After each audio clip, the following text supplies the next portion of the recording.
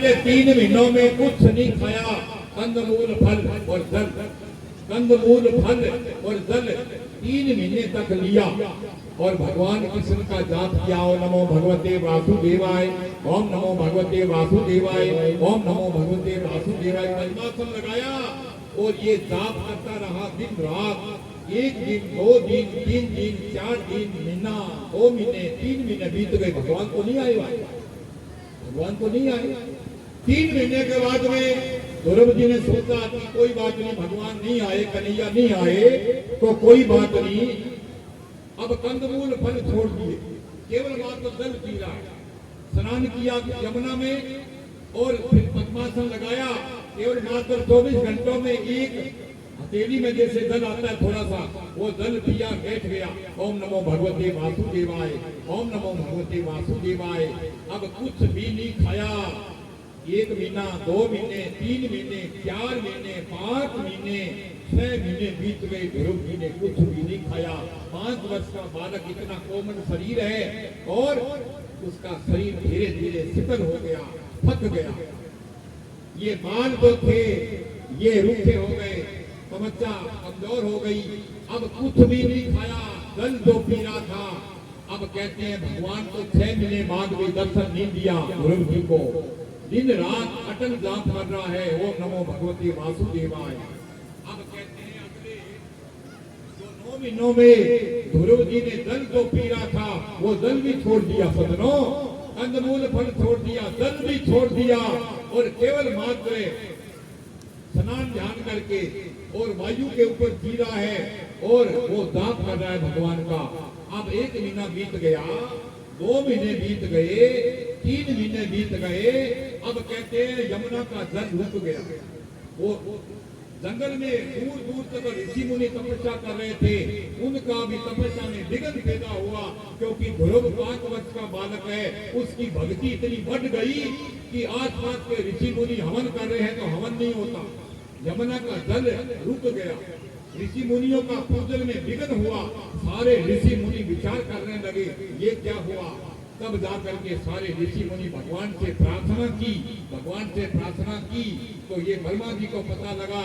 ब्रह्मा जी ने फिर भगवान को कहा कि हे नारायण, हे भगवान, एक 5 वर्ष का बालक है, वो आपकी तो अखंड तपस्या कर रहा है। 3 महीने तो कंदमूल फल खाया, उसके बाद में कंदमूल फल छोड़ दिए भगवान। उसके बाद में उसने जल पिया 3 महीने और वो जल भी छोड़ दिया भगवान। और उसने फिर 9 महीने तक केवल मात्र वायु का आहार किया। अब वायु का लेना भी छोड़ दिया भगवान। अब तो केवल मात्र श्वास को रोक लिया है और वो समाधिस्थ हो गए हैं ध्रुव जी। 5 वर्ष का बालक इतना बड़ी समाधि में लग गया और शरीर सूख गया, इतना बड़ा। अब कहते हैं भगवान ने सोचा कमलापति मन करते विचारा,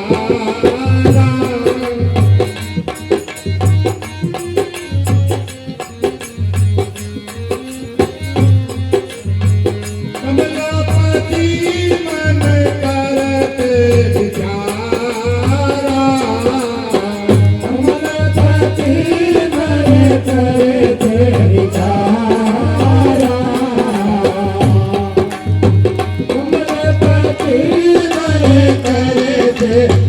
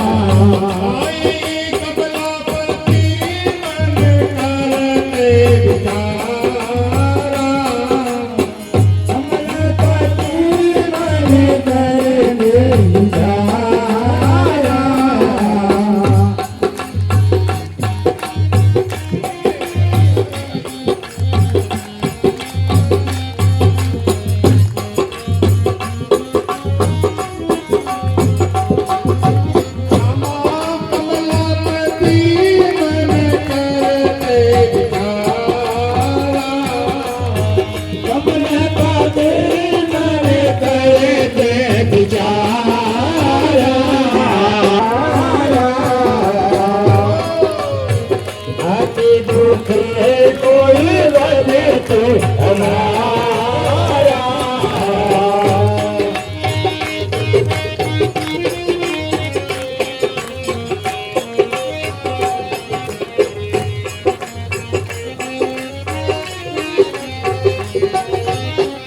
बोले भागवत महापुराण की जय हो। कमलापति मन करत विचारा अति दुखी है कोई भगत हमारे। कमलापति कौन है? भगवान विष्णु है, नारायण भगवान है, लक्ष्मी नारायण भगवान है। वो कभी भी भगत को दुखी नहीं देख सकते, कभी भी भगत को दुखी नहीं देख सकते। और भगवान तो कितने दयालु है, कितने कृपालु है। भगवान तो कहते हैं जहां भगत मेरो पग धरे, जहां भगत मेरो पग धरे, वहां करो में हाथ देहू में हाथ, देहू में हाथ, आते पाते मैं तेरा रामचंद्र की जय, उमापति महादेव की जय, पवन सुत हनुमान की जय। कि जहां मेरा भगत पग रखता है वहां उसके लिए मैं हाथ रखने के लिए तैयार हूँ। अरे मेरे लिए तू 2 कदम चल के तो देख, मैं तेरी तरफ 10 कदम चलूंगा। अरे मेरे लिए तू कुछ करके तो देख, मैं तेरे सारे भंडार में खोल दूं तो कहना। अरे मेरे लिए तू कुछ सुन के तो देखे। अब भगत की लाइन में, परमार्थ की लाइन में, कोई भक्ति की लाइन में जाता है तो दुनिया के लोग ताना मारने वाले बहुत हैं, कहने वाले बहुत हैं, परंतु कन्हैया कहता है उनकी तू परवाह मत कर, मैं सबको तेरे पैरों में झुका करके छोड़ दूंगा। एक दिन वो लोग तेरे पैरों में झुकेंगे, तू परवाह मत कर, मेरे लिए तू करके तो देख। अरे मेरे लिए तू कुछ करके दो देख, भगवान कहते हैं।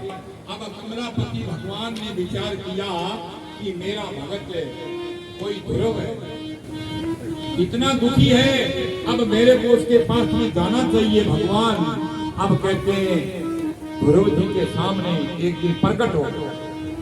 भगवान ध्रुव जी के सामने प्रकट हो गए।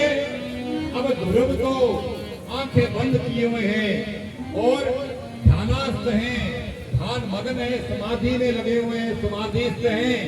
और कहते हैं कि भगवान ध्रुव के सामने खड़े हैं कि कब ध्रुव आंखें खोले और कब ध्रुव को मैं दर्शन दूं, कब ध्रुव आंखें खोले, कब मैं ध्रुव को दर्शन दूं। वाह रे वाह, बेटा ध्रुव है जो भगवान विचार कर रहे हैं कि मेरा बेटा ध्रुव कब आंखें खोले, कब मैं दर्शन दूं। अब ध्रुव जी को कोई मालूम नहीं कि जिसका तू जाप कर रहा है वो तेरे सामने खड़े हैं। अब ध्रुव के सामने भगवान खड़े खड़े काफी समय बीत गया सजनों। उसके बाद में भगवान ने सोचा कि ऐसे ध्रुव को पता नहीं लगेगा। भगवान ने अपना शंख लिया और शंख भगवान के गाल में लगाया, ध्रुव के गाल में लगाया शंख। और जैसे ही गाल में शंख लगाया तो रूप देख रहा था ना ध्रुव अंदर, वो रूप गायब हो गया। वो रूप गायब हो गया तो ध्रुव ने आंखें खोली और जैसे ही आंखें खोली तो सामने भगवान खड़े हैं। और भगवान किस रूप में खड़े हैं?